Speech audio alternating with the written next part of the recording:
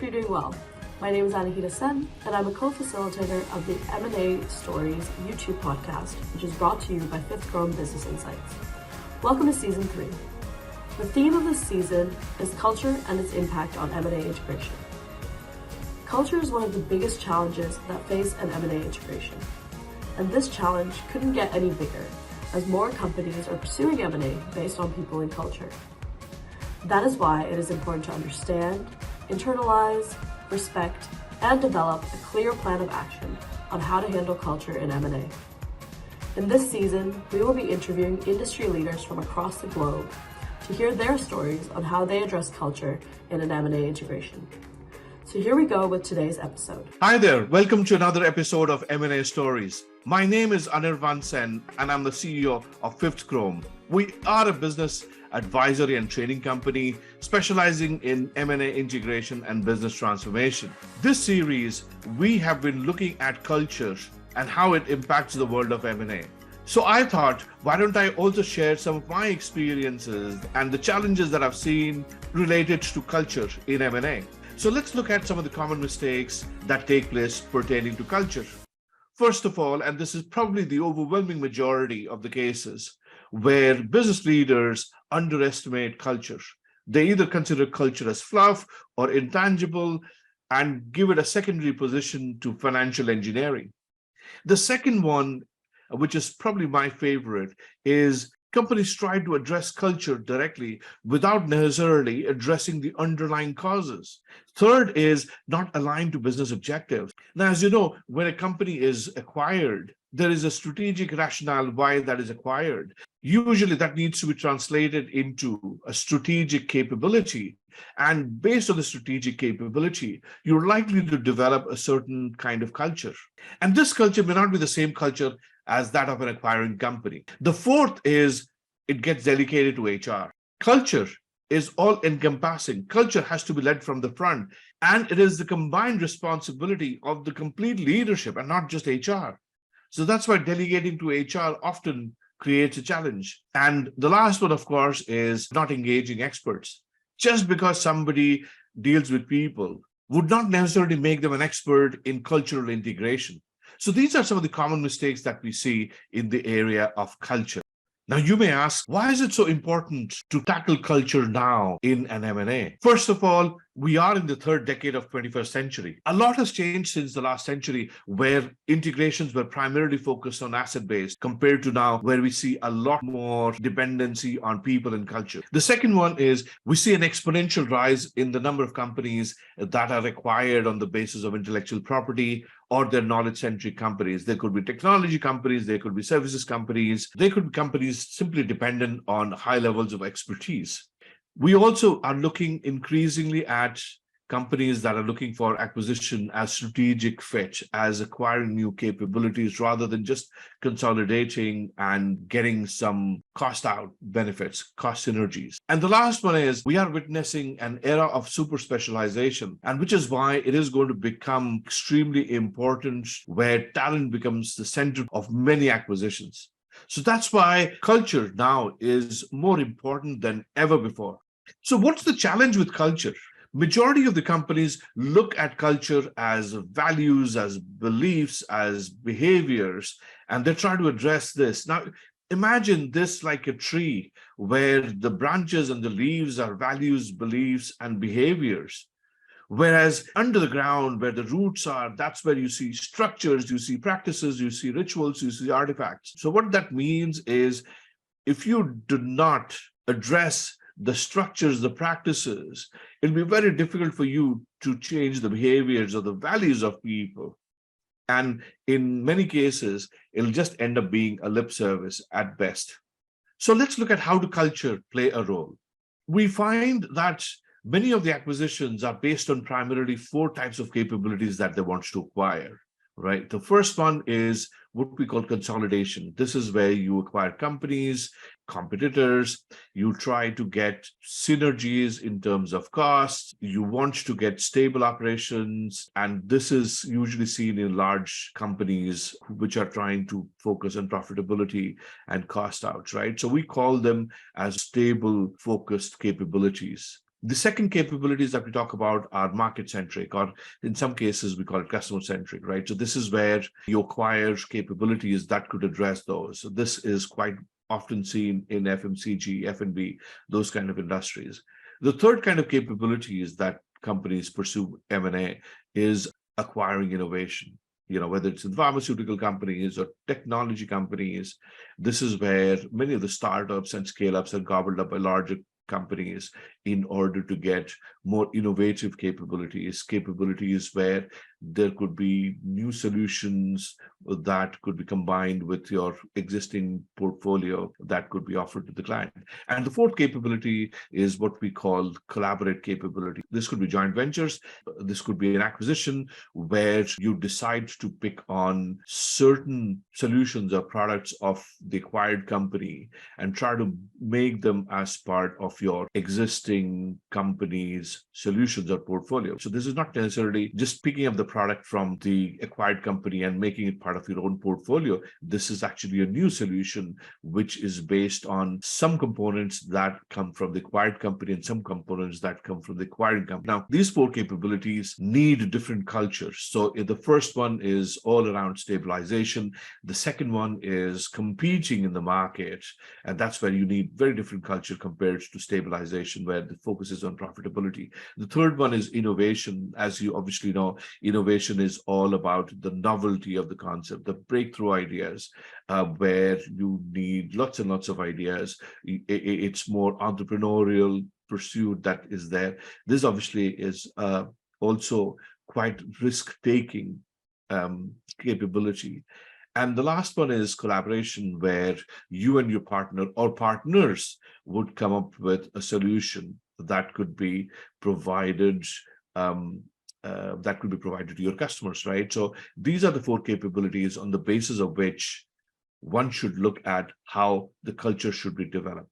So let's look at how can we develop these capabilities. Over the years, we've been working with various practitioners, companies across the globe, and also the fact that we are not just looking at the values and the behaviors, but we actually look at the underlying causes. So on the basis of that, we've come up with this framework called PROMISE. PROMISE is an acronym which stands for People and Professional Development. R stands for Rewards and Recognition. O stands for Organization Hierarchy and Leadership Styles.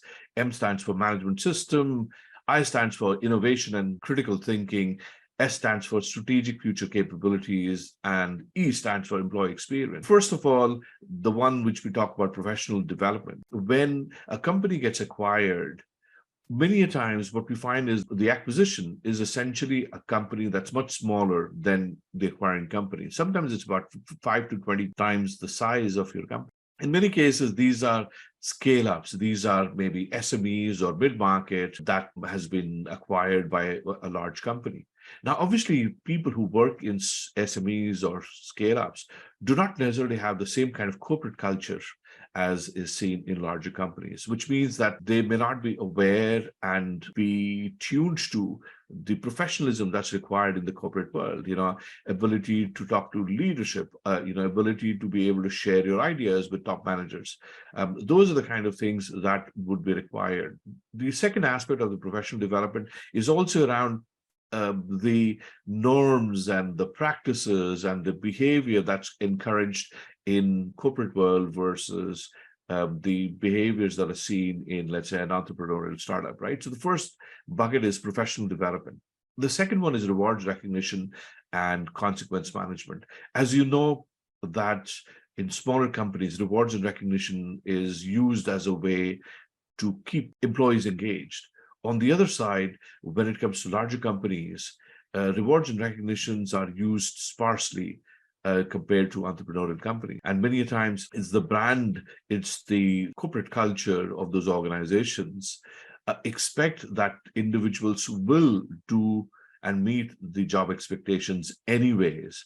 And it's only exceptionals, role models are rewarded for their effort. And that too, again, it's a more of an annual exercise rather than, let's say, employee of the week in startups or scale-ups.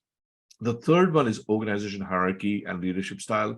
Larger companies have hierarchy protocols. Junior people are expected to revere to the senior management. And whereas in entrepreneurial startups and scale-ups, there tends to be a lot more informality between the interactions between different layers. Similarly, leadership styles, some of the leadership styles are conservative, or they could be risk averse, whereas some of the other leadership styles could be flamboyant, could be very outgoing, extrovert, and also maybe able to take risks.